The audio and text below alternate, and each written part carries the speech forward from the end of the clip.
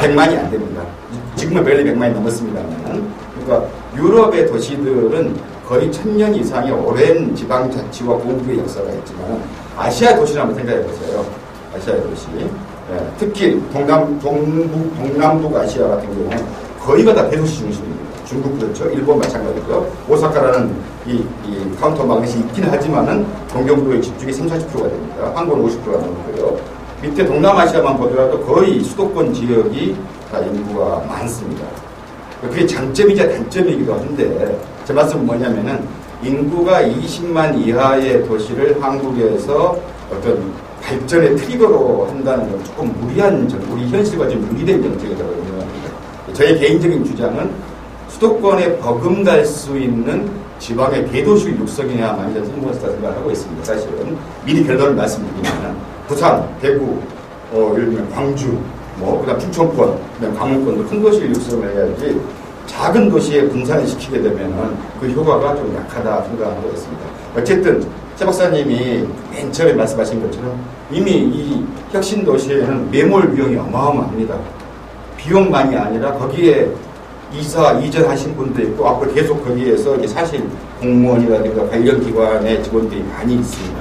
그러면 이제 어떻게 해서든지 혁신 도시가 처음에 원대한 계획처럼 잘은 안 되고 있고 물론 지금 시작이기 때문에 좀 예를 들어서 말씀드리면 우리가 이제 외국 사례 얘기 많이 하는데 외국의 성공적인 신도시나 이런 거는 보통 50년, 100년짜리를 두고 잘했다 못했다 얘기해요. 우리는 5년, 10년만 지나면 잘했냐 못했냐 따지기 때문에 사실은 비교의 잣대가 동일하지는 않습니다. 사실은 물론 우리는 속도전을 하기 때문에 좀 압축적인 근대화가 되고 압축적인 발전을 했습니다만은 그래서 약간 그 스케일의 차이는 있다는 걸 염두에 두고 몇 가지 제가 전략까지는 모르겠고 좀 해보겠습니다. 제가 이제 자료를 찾아보니까 정말 많은 전문가들이 훌륭한 계획을 세웠고 제가 이제 마지막으로 한 번 또 전제를 말씀드리겠습니다.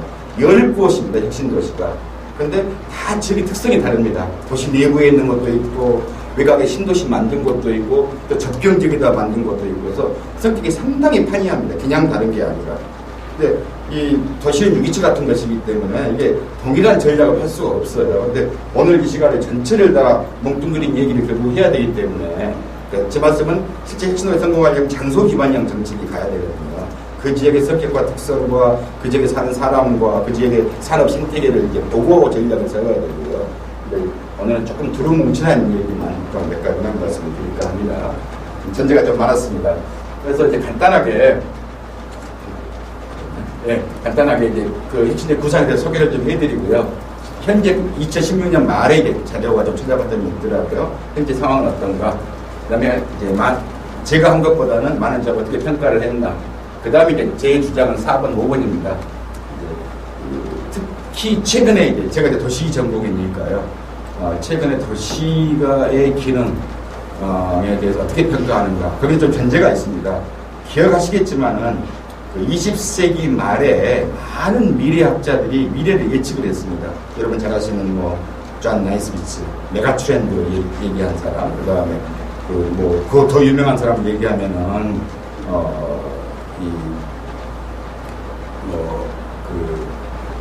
빙 디지털이라는 네그로 폰테 그런 다양한 사람들이 미래를 예측하면서 아까 우리 카이스트 문셀 미래대학원의 목차처럼 다양한 형태의 다원화, 민주화, 분산화라고 예측을 했는데 그중 하나가 틀린 게 있어요. 거의 다 맞았는데 틀린 게 하나 있습니다.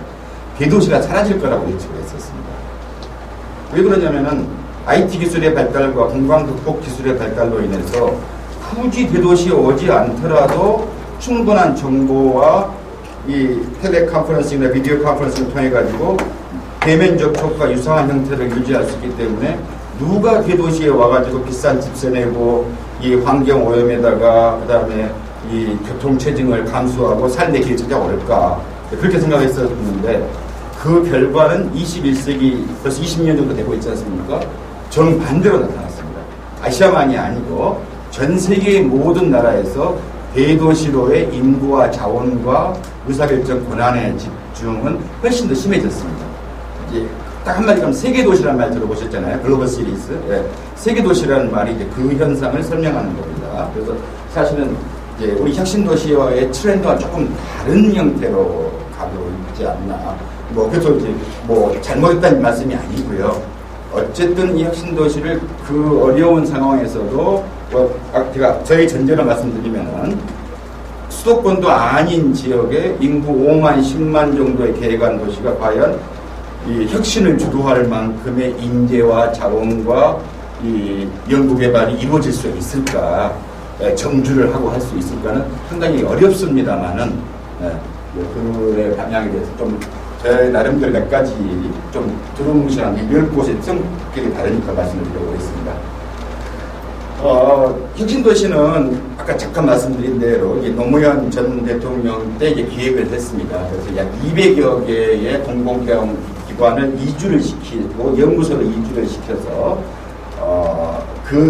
그것뿐만이 아니라 그 주변에 있는 대학, 연구소, 그다음에 궁극적으로 산업, 이 자본주의에서는 이 알파의 오메가가 산업입니다. 사실은 기업이 거기에 오고 기업이 거기에서 뿌리를 내려서 활동을 하는 게 핵심이기 때문에요. 그리고 이제 지자체, 최근에 핵심을 협력을 해서 시너지 효과를 내는 것을 목표로 하고 있습니다. 에피소드를 말씀드리면은 제가 아는 국토연구원에 이 혁신도시를 기획한 본부장이 있는데, 김모 본부장이 있는데, 그 부분을 몸소 실천하고 있습니다. 김태환 본부장이라는 사람인데요. 본인은 세종시 이사를 갔고, 그분의 와이프는 산업단지공단에 근무하고 있는데 100% 이사를 가 있고, 아이들은 서울에 살고 있고, 그래서 혁신도시를 기획하는 분도 지금 세 가족이 세 군데에 흩어져서 살고 있는 게 현실입니다, 사실은. 그래서 본인이 만든 형태를 하고 있다. 그래서 상당히 기획은 상당히 큰 그림을 가지고 상당히 그 당시에 산업혁신이론, 그 다음에 지역 발전이론, 지역 경제이론을 다 종합을 해서 한번 진행을 해보자라고 했습니다. 전제가 있습니다. 공공기관이 주도해서 지역의 경제나 정부를 발전한 사례는 많지가 않습니다. 이제 캐나다의 저 위쪽 북방 지역이 있어요. 노스웨스트가 유콘 테리토리. 그쪽에는 좀 이주를 시킨다거나 그런 사례가 있지만 그 지역이 막 활성화되지는 않습니다, 사실은. 그래서 일단 전제에서 어렵다는 얘기를 말씀드립니다. 공공기관이 혁신을 주도하고 다른 기업과 다른 대학을 끌어들일 수 있는 메리트이 될까, 그런 문제는 좀 어려운 상황이긴 합니다. 그럼에도 불구하고 이제 그 계획을 세웠습니다. 그래서 몇 가지 이제 현지 예전의 계획에는 산학연관, 산업과 그다음에 학술기관, 그다음에 연은 연구기관, 그다음에 관은 공공부문입니다. 이 명들을 통한 혁신의 창출, 산학연이라는 얘기를 많이 하잖아요. 그다음에 그 지역의 특성이나 테마를 살리는 살고 싶은 곳이, 그다음에 이제 그리는 당연히 들어가는 영양 같은 것이고요. 그다음에 이제 특히 우리나라에서는 수도권 이외의 지역의 가장 핵심적인 게 교육 문제입니다. 현실인지 아닌지는 핑계인지는 모르겠지만 일단 교육 여건이 되는 그런 곳을 염두에 두고 계획을 세웠습니다. 그래서 이 10개 지역에 있습니다. 혁신도시, 이게 2010년 말 기준이고요. 그래서 대부분 5만에서 20만을 염두에 두고 있는데, 지금은 거의 대부분이 한 15,000에서 2만, 맥시멈이 아마 전주 이서혁신도시 25,000 정도. 이서혁신도시 완주 옆에 있습니다. 한 25,000 정도. 이 정도가 이제 사람들이 살고 있습니다. 근데 이게 재밌는 게요.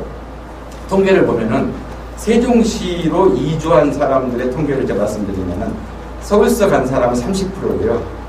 대전, 충남에 간 사람은 60, 70%입니다.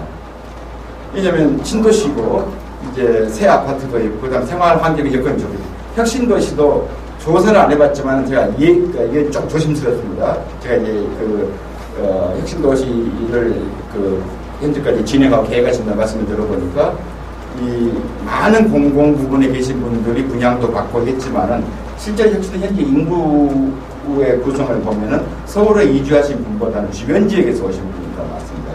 그게 나쁘다는 얘기는 아니고요. 단기적인 현상이지만은 현재는 그렇다. 그러니까 원래 계획에는 좀 수도권 인구와 기능과 자원을 조금 지방에 분산을 시키자고 했는데, 현재 나타난 모습은 그거보다는 주변 지역을 이제 빨아들이는, 그걸 좀 나쁘게 좀 심하게 얘기하면은 오히려 지방의 지역에서의 불균형을 좀